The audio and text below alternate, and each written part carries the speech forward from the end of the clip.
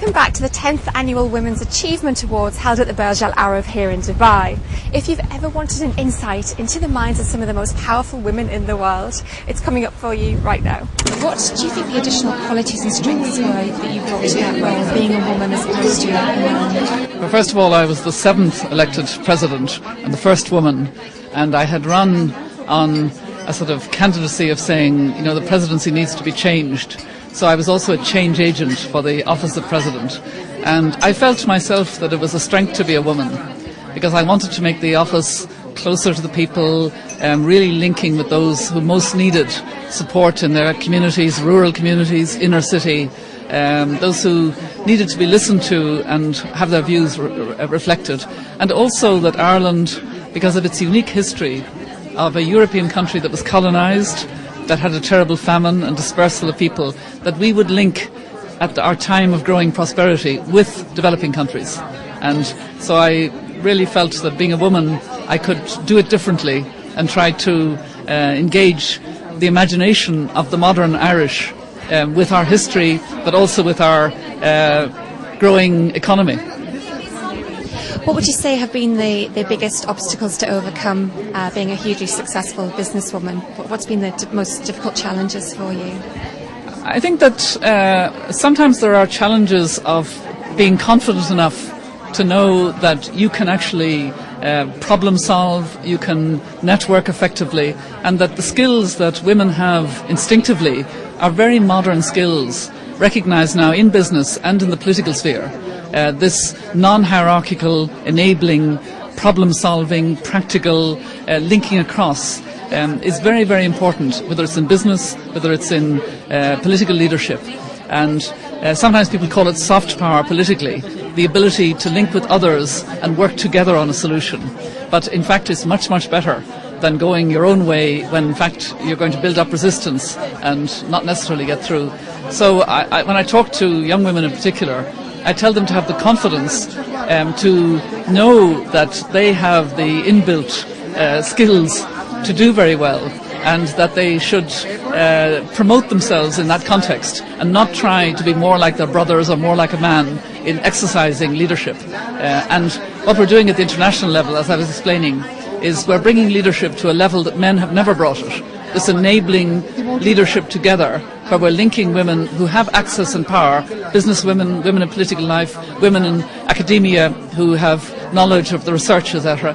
And we're linking it to women at the ground level who all too often are in poverty, in conflict, in difficulties, and trying to match the two so that those women feel that there is a solidarity among women and that it does make a difference when you have women elected to leadership, and that their voices are going to be heard, and that we are going to have a more secure world because of that.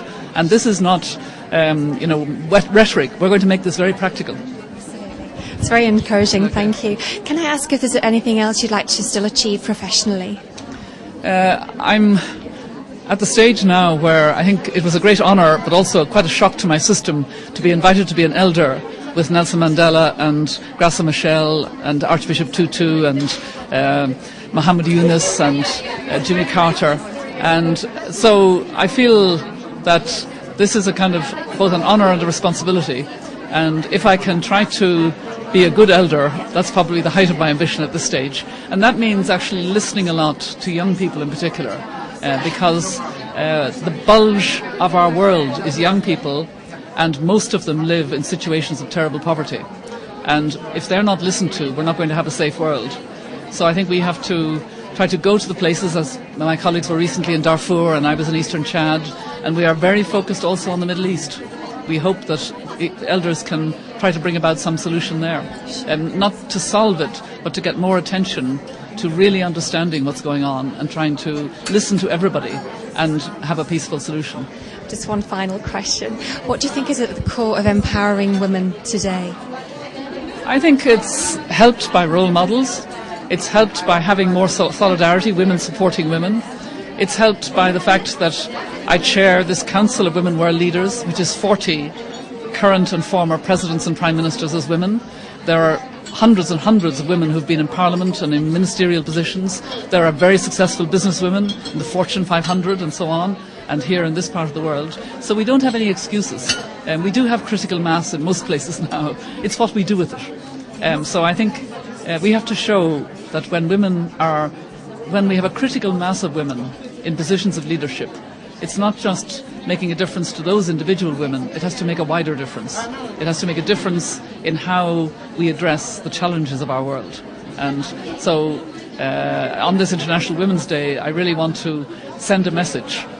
We are insufficient critical mass in leadership in all areas of life, both here in the UAE, in the wider Arab world, and in many regions. And we have to have the courage and the sense of the innate abilities we have to really make that difference, because we are linking more together, because we are more connected, we are more in solidarity, we have more compassion really for what's happening of those who are trapped in poverty, trapped in conflict. And it's that caring that's going to make a difference. Thank you so much for your time. Thank you. Join us after the break when we will be chatting to the winner of the Wybex Women's Achievement Award.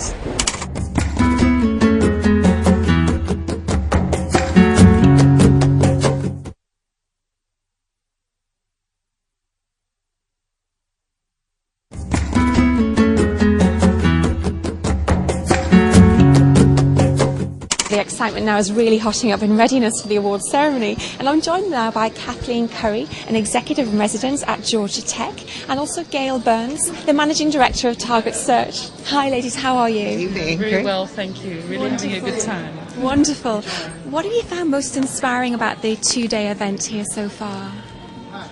Well, I certainly think the collaboration of so many different ideas and the knowledge sharing, the amount of different perspectives on how fast women are leveraging themselves in terms of moving up the corporate career ladder, as well as holding down. Looking after families, accelerating their own career, development, the way that they are still continuing to study, apart from having their own families to look after, and the different ways that they are sharing in this knowledge to grow in those directions. How about you, Kathleen? What would be your take on that? I have absolutely loved the range of conversations. You know, we've heard about the Middle East and the statistics. We've heard about Africa. The women have been talking very frankly about what it is that we need to do and how we as women can impact the world. And I also love talking to all the people that are here. So I've had some wonderful conversations with women about what they're doing in different parts of this world for women in centers and entrepreneurship and what they're actually building. So it's wonderful to share and to see what we're all doing. And what kind of woman do you think deserves to win the award this evening? What kind of attributes do you think she should have? Well, I certainly think guts, I think determination, I think a really, really good work ethic, and I think honesty and dedication. And how about you, Kathleen? My favorite is a woman who has made an impact and also who is teaching the women who follow her. And I think that that's really what we get to do now. That's wonderful. Well, enjoy your evening. Thank you so much. Thank you. I'm here now with Michelle Al-Hamli, the Cultural Attaché at the Consulate of Kuwait. This is International Women's Day. What do you think this means for women across the world, and particularly in this region? I think this is a wonderful day because at this time of era, this day comes where women is celebrating lots of achievements done so far. It's still beyond our ambitions and expectations. We still want to achieve more and do more. But if you look at this particular part of the world, for example, we have women as ambassadors. Here I am, a diplomat stationed in Dubai. We have women as ministers. We have women as directors, chancellors of universities, and achieving lots of positions. Also, if you pay attention to this particular part of the world at this time, for example, in Kuwait, the women had just got their political rights. They could vote and they could run for elections, which is quite an achievement. In UAE, for example, I'm based here for a year and a half. I could say the same because women also got their political rights. We have 4 ministers here in UAE. So this is quite fascinating. Lots of things happening, and it's exciting for women. Absolutely, thank you. And what kind of woman do you think deserves to win the award this evening? I'm being objective here. I don't say this. I was just kidding when I said I have to be biased. But Mrs. Nouria Sabih, the Minister of Higher Education, is quite a remarkable person. She is a woman who has been the Minister of Higher Education, and she has achieved a lot during the period she's in. She has survived lots of political storms. So, in my opinion, she deserves to win the award.